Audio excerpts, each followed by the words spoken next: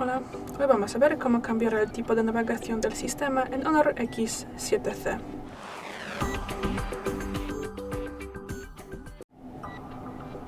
Para esto tendremos que acceder a los ajustes, bajamos y buscamos la pestaña Sistema y Actualizaciones. Tras eso abrimos la segunda posición Navegación del sistema y aquí podemos seleccionar entre los modos. Ahora usamos Gestos y aquí podemos acceder a su configuración.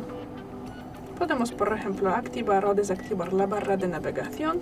Aquí también tendremos un tutorial de gestos, pero aquí también tenemos las instrucciones breves.